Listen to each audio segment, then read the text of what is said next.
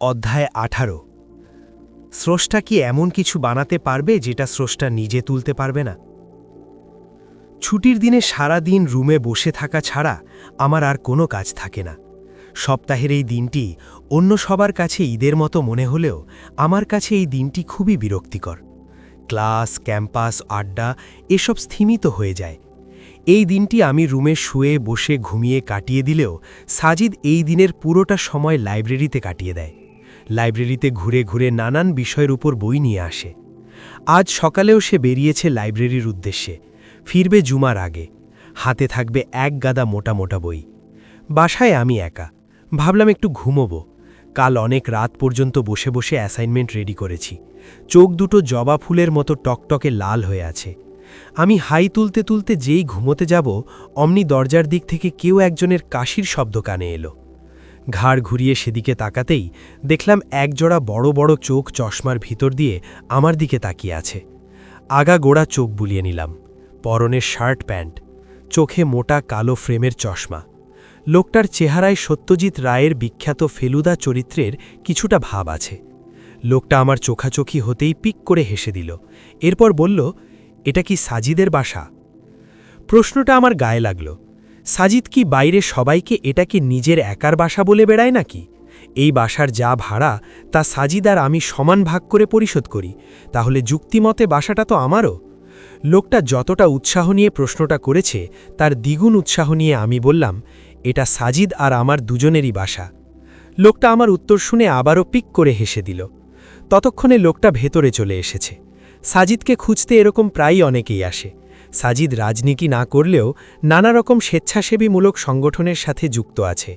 লোকটা আমার দিকে তাকিয়ে বলল, সাজিদ মনে হয় ঘরে নেই না? আমি হাই তুলতে তুলতে বললাম, জি না, বই আনতে গেছে, অপেক্ষা করুন, চলে আসবে। লোকটাকে সাজিদের চেয়ারটা টেনে বসতে দিলাম। তিনি বললেন, তোমার নাম? আরিফ। কোথায় পড়ো? ঢাবিতে। কোন ডিপার্টমেন্ট? জেনেটিক ইঞ্জিনিয়ারিংয়ে। লোকটা খুব করে আমার প্রশংসা করল। এরপর বলল, আমি প্রথমে ভেবেছিলাম তুমিই সাজিদ। লোকটার কথা শুনে আমার 6 নাম্বার হাইটা মুহূর্তেই মুখ থেকে গায়েব হয়ে গেল। ব্যাপার কি? এই লোক কি সাজিদকে চেনে না? আমি বললাম, আপনি সাজিদের পরিচিত নন? না। তাহলে? লোকটা একটু ইতস্তত বোধ করল মনে হচ্ছে। এরপর বলল, আসলে আমি একটি প্রশ্ন নিয়ে এসেছি সাজিদের কাছে। প্রশ্নটি আমাকে করেছিল একজন নাস্তিক। আমি আসলে কারো কাছে এটার কোনো সন্তোষজনক উত্তর পাইনি, তাই। আমি মনে মনে বললাম, বাবা সাজিদ, তুমি তো দেখি এখন সক্রেটিস বনে গেছ। পাবলিক প্রশ্নের উত্তর খুঁজতে তোমার দ্বারস্থ হয়। লোকটার চেহারায় একটি গম্ভীর ভাব আছে। দেখলেই মনে হয় এই লোক অনেক কিছু জানে, বোঝে। কিন্তু কি এমন প্রশ্ন যেটার কোনো ফেয়ার অ্যান্সার উনি পাচ্ছেন না? কৌতূহল বাড়ল। আমি মুখে এমন একটি ভাব আনলাম যেন আমিও সাজিদের চেয়ে কোনো অংশে কম নই, বরং তার চেয়ে কয়েক কাঠি সরেস। এরপর বললাম, আচ্ছা, কি সেই প্রশ্ন? লোকটা আমার অভিনয়ে বিভ্রান্ত হল। হয়তো ভাবল আমি সত্যিই ভালো কোনো উত্তর দিতে পারব। বলল, খুবই ক্রিটিক্যাল প্রশ্ন, স্রষ্টা সম্পর্কিত। আমি মনে মনে তখন প্রায় লেজে গোবরে অবস্থা, কিন্তু মুখে বললাম, প্রশ্ন যে খুবই ক্রিটিক্যাল সেটা তো বুঝেছিনি, নইলে ঢাকা শহরের এই জ্যাম ট্যাম মারিয়ে কেউ এত কষ্ট করে এখানে আসে? আমার কথায় লোকটা আবারও বিভ্রান্ত হল এবং আমাকে ভরসা করল। এরপর বলল, আগেই বলেনি প্রশ্নের উত্তর হ্যাঁ না হতে হবে। আপনি আগে প্রশ্ন করুন, তারপর উত্তর কি হবে দেখা যাবে। আমি বললাম, প্রশ্নটা হচ্ছে, স্রষ্টা কি এমন কোনো কিছু বানাতে পারবে যেটা স্রষ্টা নিজে উঠাতে পারবে না? আমি বললাম, আরে এ তো খুবই সহজ প্রশ্ন, হ্যাঁ বলে দিলেই তো হয়, ল্যাটা চুকে যায়। লোকটা হাসল। মনে হলো আমার সম্পর্কে ওনার ধারণা পাল্টে গেছে। এই মুহূর্তে উনি আমাকে গবেট, মাথা মোটা টাইপ কিছু ভাবছেন হয়তো। আমি বললাম, হাসলেন কেন? ভুল বলেছি? লোকটা কিছু না বলে আবার হাসল। এবার লোকটার হাসি দেখে আমি নিজেই বিভ্রান্ত হয়ে গেলাম। প্রশ্নটা আবার মনে করতে লাগলাম, স্রষ্টা কি এমন কোনো কিছু বানাতে পারবে যেটা স্রষ্টা নিজে উঠাতে পারবে না? উত্তর যদি হ্যাঁ হয়, তাহলে ধরে নিচ্ছি যে স্রষ্টা জিনিসটা বানাতে পারলেও সেটা তুলতে পারবে না। আরে এটা কিভাবে সম্ভব? স্রষ্টা পারে না এমন কোনো কাজ আছে নাকি আবার? আর একটা জিনিস ওঠানো কি এমন কঠিন কাজ যে স্রষ্টা সেটা পারবে না? আবার চিন্তা করতে লাগলাম। উত্তর যদি না হয়, তাহলে ধরে নিচ্ছি যে স্রষ্টা উঠাতে পারলেও বানাতে পারবে না। ও আল্লাহ, কি বিপদ! স্রষ্টা বানাতে পারবে না, এটা কিভাবে সম্ভব? হ্যাঁ বললেও আটকে যাচ্ছি, না বললেও আটকে যাচ্ছি। লোকটা আমার চেহারার অস্থিরতা ধরে ফেলেছে, মুচকি মুচকি হাসতে শুরু করল। আমি ভাবছি। এর একটু পরেই সাজিদ এলো।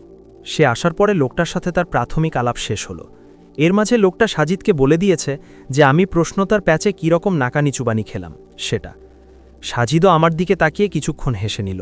এরপর সাজিদ তার খাটে বসল। হাতে একটি কাগজের টোঙার মধ্যে বুট ভাজা বাইরে থেকে কিনে এনেছে। সে বুটের টোঙাটা লোকটার দিকে ধরে বলল, নিন, এখনও গরম আছে। লোকটা প্রত্যাখ্যান করতে চেয়েও করল না। কেন করল না কে জানে। লোকটা এবার সাজিদকে তার প্রশ্নটি সম্পর্কে বলল।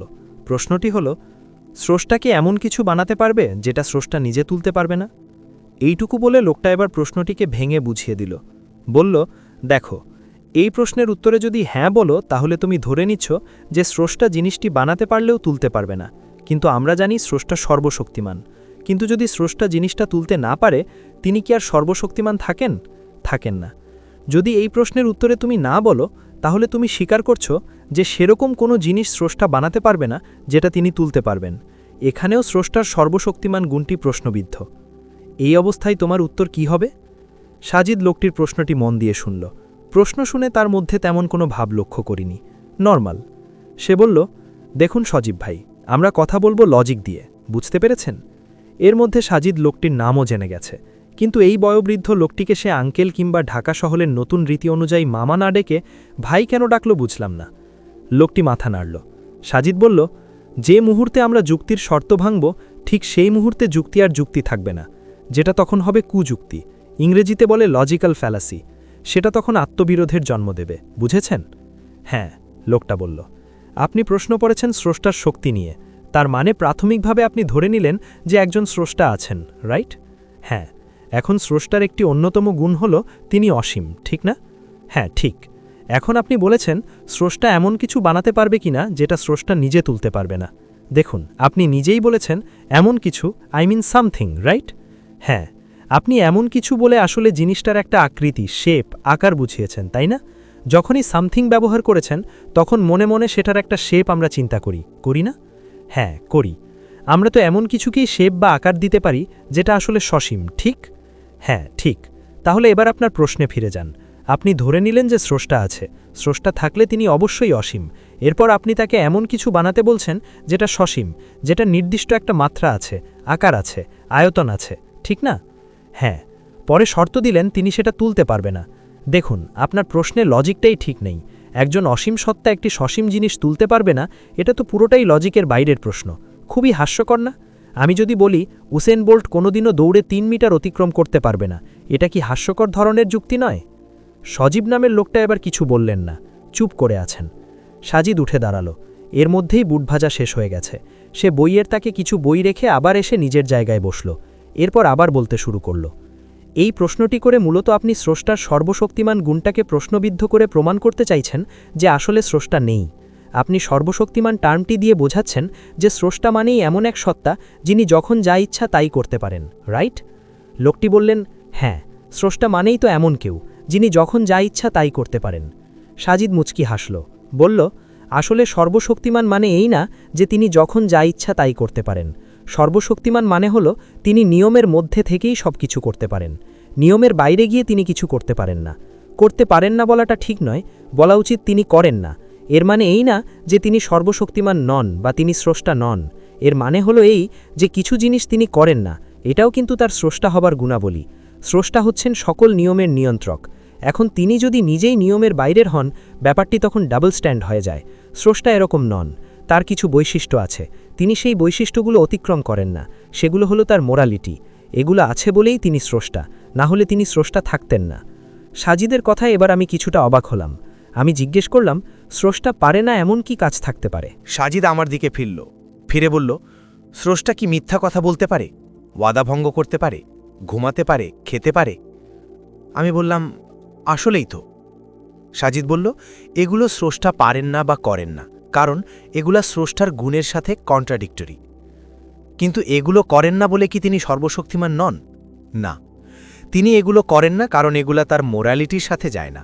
এবার লোকটি প্রশ্ন করল, কিন্তু এমন জিনিস তিনি বানাতে পারবেন না কেন যেটা তিনি তুলতে পারবেন না?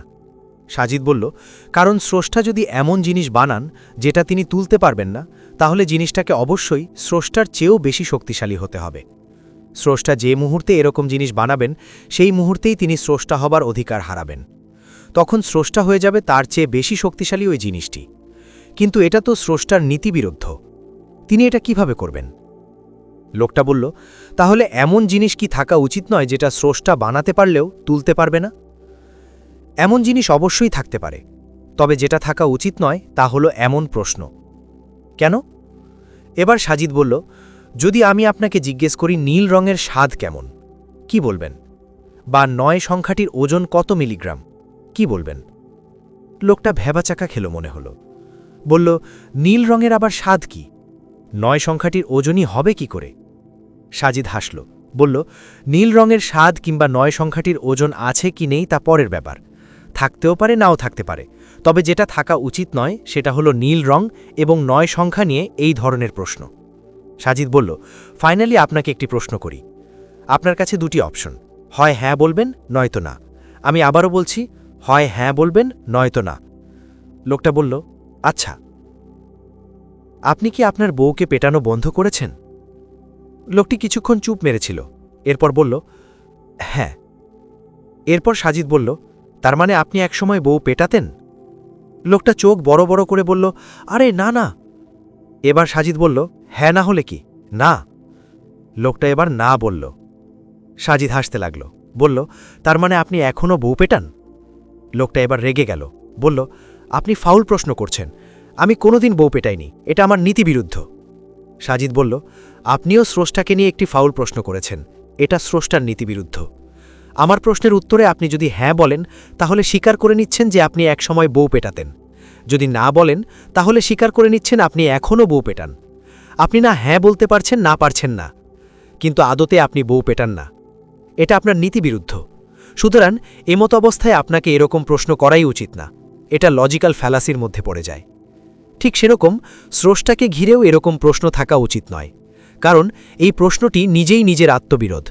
নীল রঙের স্বাদ কেমন বা ৯ সংখ্যাটির ওজন কত মিলিগ্রাম, এরকম প্রশ্ন যেমন লজিক্যাল ফ্যালাসি এবং এই ধরনের প্রশ্ন যেমন থাকা উচিত নয়, তেমনি স্রষ্টা এমন কিছু বানাতে পারবে কিনা যেটা স্রষ্টা উঠাতে পারবে না, এটাও একটা লজিক্যাল ফ্যালাসি, কুযুক্তি।